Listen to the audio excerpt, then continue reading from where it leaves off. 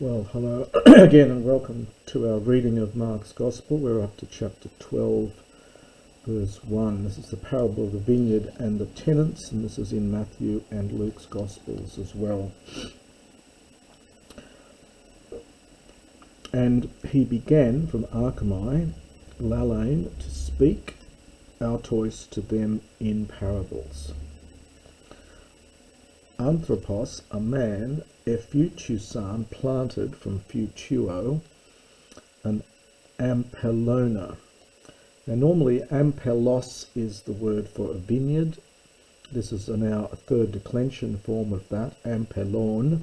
This is the accusative. So a man planted a vineyard, kai perithaken, and he placed around it, from tithemi, phragmon, which means a fence. And Oruxen, and he dug hulalenon. This is a pit for a wine press, and it's a Septuagint word, hupalinion. So it's a pit for making where one puts a wine press. And oikodomesen, from oikodomio, he built purgon, a tower. So this is the aorist from oikodomio. Kai ex editor, and he hired out. This is an odd form from ek didomi. This is a rather strange form. It looks like some sort of middle form. He hired out. It's not an LXX meaning for this word, but it is a classical Greek meaning, but an odd form, ek didomi. So he hired it out, the orgos, to, well, those who work the earth. The org here is from erg, root of working, and ge for earth, so perhaps to farmers. And apodamesen, apodamios, to go abroad, perfectly good classical word, and he went abroad. And he sent to the farmers, to Cairo, in season, so after a time perhaps. So in the season he sent to the farmers a dulon, a slave, in order that he might receive, presumably money from the farmers, from the fruit of the vineyard. So the word order here is a bit strange. The Greek here is a bit odd. So in order that he might receive, he might get something from the fruits of the vineyard from the farmers. And having taken him, this is the slave, ederan, this is from dero, to beat. Dero, we get a vowel gradation. This is the aorist, it's a liquid verb. So they beat him and they sent him away, kenon, empty-handed. And again, he sent to them another slave.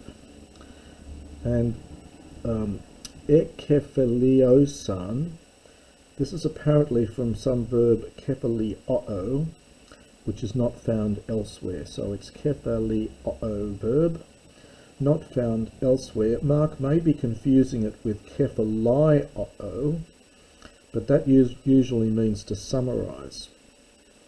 We get our expression to put things in headings, is the same idea here.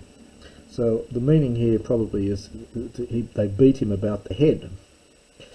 And Artemesan, they abused him. Literally, they dishonoured him, they abused him. Not quite, very vague word as usual in Mark. And he sent another. Well, I'm sure you wouldn't want to be one of the slaves who were going there after you saw what happened to the previous two. Anyway, he sent another, and they killed him and many others, whom, so then we get whose men and whose step.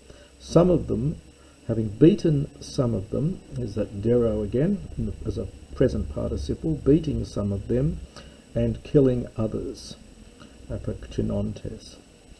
Kai eti hena aken, and further he had one beloved son, So he still had one beloved son, and he sent him last of all, this is adverbial here, last of all to them, saying that en trepaisontai, this is the future passive here, but with middle sense. It means something like, they will show respect for my son. Perhaps they will turn over everything to my son. They will show respect for my son. And the farmers, those farmers said to themselves that, hoti recitative, this is the heir. Come, let us kill him. Hortatory subjunctive, let us kill him. And the kleronomia, the inheritance, that is the farm, will be ours.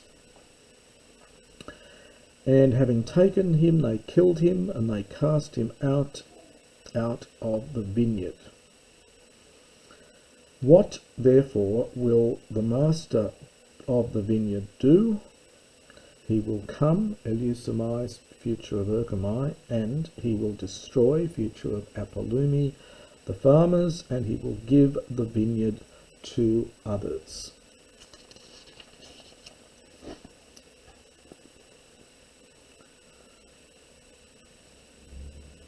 Now, this is a question here, we see down here. So, have you not read this scripture?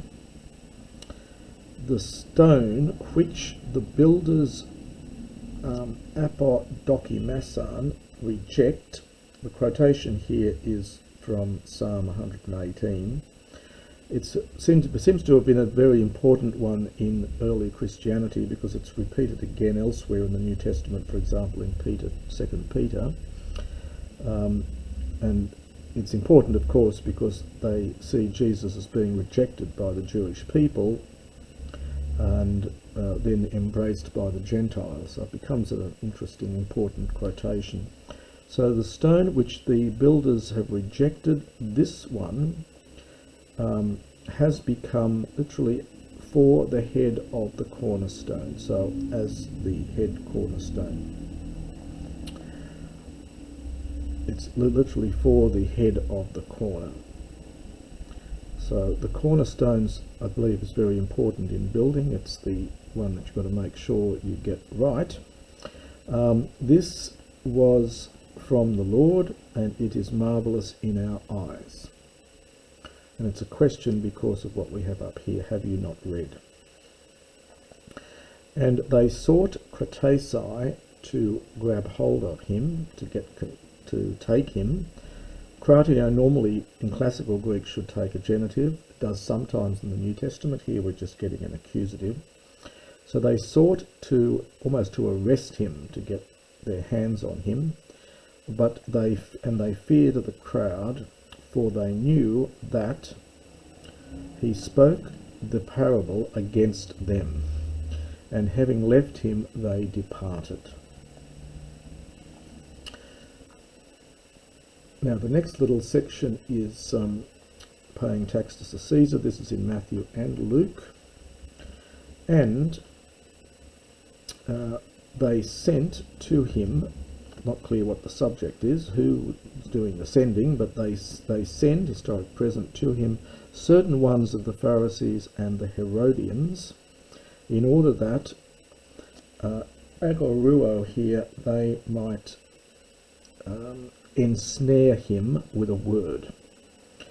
An agra, I think from memory, is a snare, something you take an animal with. So they, in order that they might ensnare him with a word. And having come, they say to him, Teacher, we know that you are true, and nor is there concern for you regarding anyone.